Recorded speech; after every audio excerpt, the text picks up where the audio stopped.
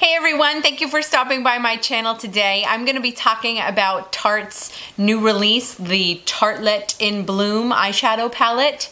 I've said a number of times on this channel how much I love the original Tartelette palette, and that palette, when it was released, it was an all matte palette, and its color scheme was definitely warm browns and purples, with of course some neutral nude shades as well. And I love that palette. That palette had great color, great pigmentation. The shadows were not splotchy, they blended really well. All those things that we look for in a really good eyeshadow palette. The Tartelette was kicking it. So when they released the Tartelette in Bloom, or Tartelette 2, I was very excited. I was happy to see that they included some shimmer shades. In addition to a series of matte shades, there are 12 shadows all together. Could not spit that out. And they're actually a really decent size. For example, in the Lorac Pro palettes, you get quite a bit more colors, but the little shadow pans are much tinier. And so this way you get a pretty substantial amount of shadow per color. The shadows in the Tartelette in Bloom palette are of the same caliber and quality as the original Tartelette. All of those really good things. They blend really well. They're very pigmented. The shimmer shades are not splotchy and like they're not flat. You know how sometimes you get like a shimmer shade and you go to swatch it and it doesn't really show up? There are 3 in total. Champagne-y, purpley, silvery, and then an antique bronzy shade, which kind of runs the gamut of the way you can create a series of different eye looks, because all of those shimmer shades are really different from each other. The pale shades are really nice.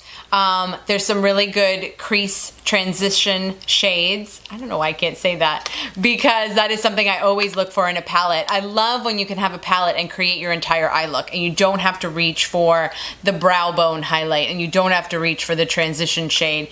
There are 2 real standout transition shades in here. One is called Jet Setter and one is called Smarty Pants. Jet Setter is a little bit cooler than Smarty Pants, which is a little bit warmer.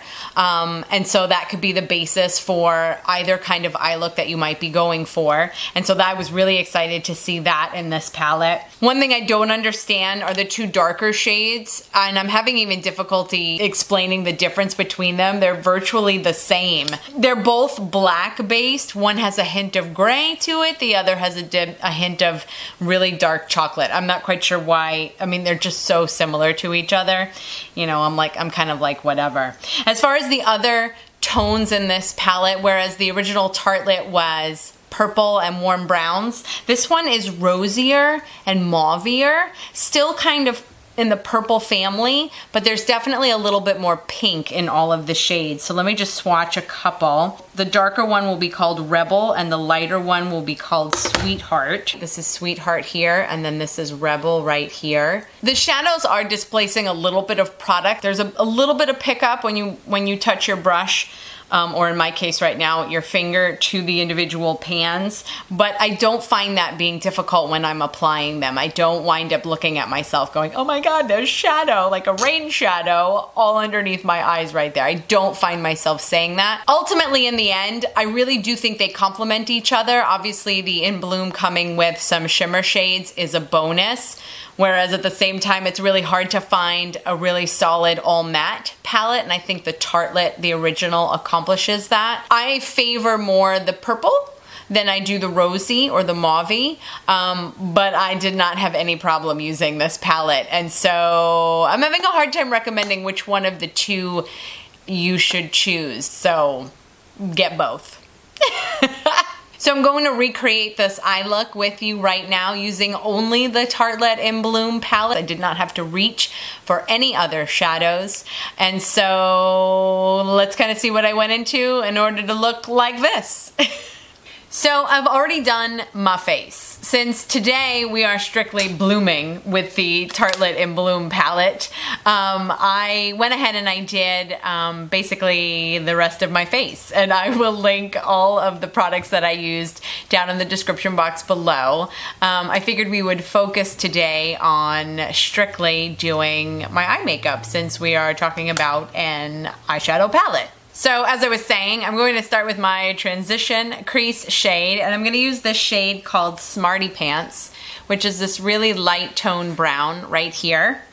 And I'm going to be using a Morphe 504 brush, and we are going to be doing the classic windshield wiper motions.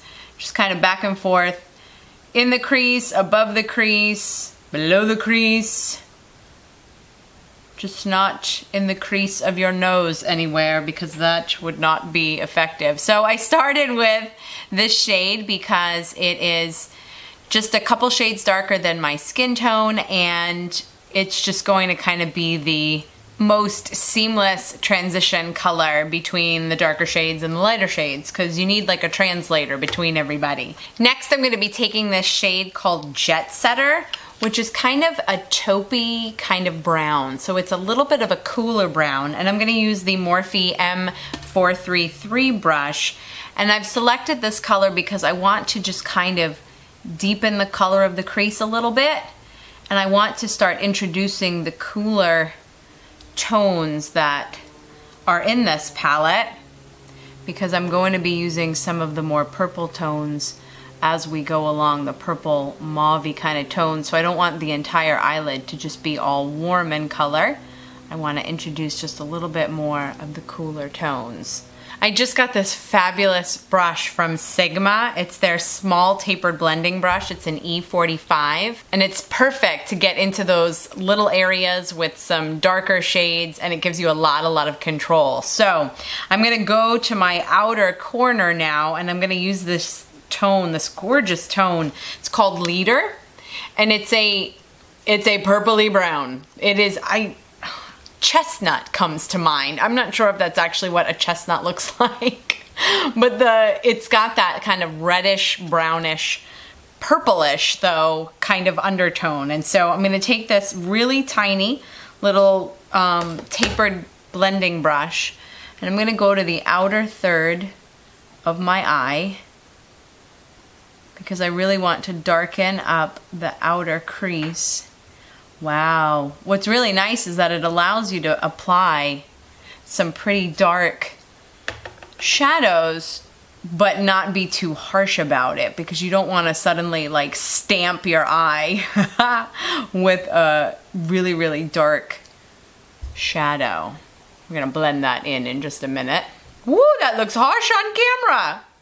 Looks like I took a black Sharpie and applied it to the outside of my eye. Let me go into the other side. What I'm already starting to think of is that it's all about the blending. The blending. Although this brush immediately helps with the blending process. Oh, that's nice. Do you talk to yourself when you do your makeup? This is hilarious. Okay, so I'm gonna go to my Holy Grail blending brush, and that is the Morphe MB23. Oh my God, I mentioned this in my Morphe's video, my Morphe brush video, where it's able to blend the product in without actually removing the intensity of the color, which many blending brushes piss me off for that reason. So this guy is a winner. Okay, so we've got an outer corner, an outer third of our eye done. So next I want to go to my lid, because I typically do like a champagne eyelid, but I think I'm going to go with this shade called Rocker, which is this one that's got this kind of silvery purpley tone to it, and I want to apply that now to my lid. I want it to just kind of be like a nice little contrast. I feel like that it really opens your eyes and just kind of brightens them, which I don't think is a bad thing. So I'm going with Rocker, and I'm using a MAC 239 brush, just a typical lid shading brush. So what's nice about this shade, I can see already, is that it's not too intense, which is really not what I was going for. I didn't want something that was going to be just kind of in your face. So it could be a little bit more of a daytime look. I totally have to burp right now. Why do burps always show up at the most inopportune times? Okay, so I'm gonna go back to that outer corner. I'm gonna go back with that dark color called Leader. And I just wanna bring back some of the outer corner intensity. Going back to my MB23, happy little blender brush. I want to go into the crease of my lid, just on the outside, just a little bit. I think I'm going to go with this shade called Rebel, which is kind of this like rosy brown. And I'm going to go in with that Morphe M433 brush again, similar to the MAC 217 brush. And I just, like I said, I just want to add, it'll help blend the darker shade from the outer corner with the transition crease colors. Just add a little bit of depth right there. Okay, so let's add some finishing touches. I am gonna take a MAC 242 brush, very tiny little, precise little guy. I'm gonna take this color called Charmer, which is kind of a milky white right here. And I'm going to highlight under my brow bone. Whoa, that is an intensely pigmented shadow. That's okay, I can work with that. That is pretty whitey brighty. But hey, it highlighted under the brow bone. That's kind of what we were looking for. Finally, I'm actually gonna use the same brush, and I'm gonna take that champagne-y gold shimmer color that I was talking about. What's it called? Funny Girl. Funny Girl. And I'm going to use that kind of shimmery color. I'm just gonna hit the peak of my brow, the peak of my brow bone, just a little bit to kind of give some dimension to that, the whiteness of that Charmer color. It's a very vanilla color. So this one, like I said, it's got a little bit of shimmer in it, just at the very peak of my brow. And I'm gonna use some on the inner corner of my eyelid. Again, just to kind of add some dimension there. I think the look, I almost flung the palette across the room. Totally unintentionally. So now it's time for me to finish off my eyes. I'm going to take a liquid liner. This is by Revlon. It's called the Skinny. I'm using this because I want to just fill in the spaces between my eyelashes on the outer corners, add a little bit of drama, but not too much. And the Skinny eyeliner, I can't talk and do this at the same time. Yep, totally can't talk because I had no idea that my eyelids were attached to my lips. I'm going in now with the L'Oreal Telescopic Carbon Black Mascara. I lengthen first and then I thicken. So right now we are lengthening. This mascara adds virtually no dimension or depth at all because I am much happier living a more complicated life and making sure that I have 2 steps to my mascara process. We are lengthening, and now my eye has been open so long that it's starting to tear. So now that I have lengthened, I'm going to go in and thicken, and I'm doing that with the Miss Mango Rock mascara, which all on its own is a pretty intense mascara. It deposits a lot of product, but when I go in with it as my second coat, it on top of a layer of mascara, which in that case was the telescopic, it winds up preventing any clumping from happening because the bristles on this brush are so far apart. I stick to the bottom, which is where I want to thicken them up. And now as I'm looking at myself, I realize I have not done my lower lash line. So first, I always go in with a liner. This one is by Sephora. It's a really pretty, like, coppery brown shade. It is called, I wonder if I've sharpened it off. Oh my gosh, can you imagine? Cocoa. Yay, that was smart. They put the name all the way at the beginning of the pencil. So first I'm going to go in and just very, almost like spottedly, just drop some normal regular eyeliner. So next I'm going to go in with a Makeup Geek pencil brush, which is like the most fabulous pencil brush ever, because it's the tiniest one I've ever seen. I'm going to go in and I'm going to blend that out so it doesn't look so obviously like eyeliner. And now I'm going to go back into the Tartelette palette and I'm going to take that outer corner shadow leader and I'm just going to kind of go over that just to kind of match what we did on the top. I'm gonna finally go back in with that telescopic mascara and just coat my lower lashes.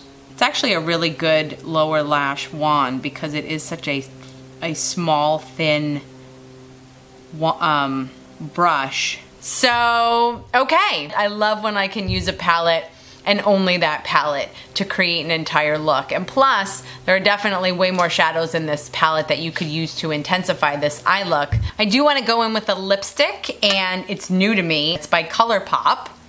I love ColourPop. And this one is called Trap. It's like a muted, pinky, purpley, mauvey something. And we're blooming.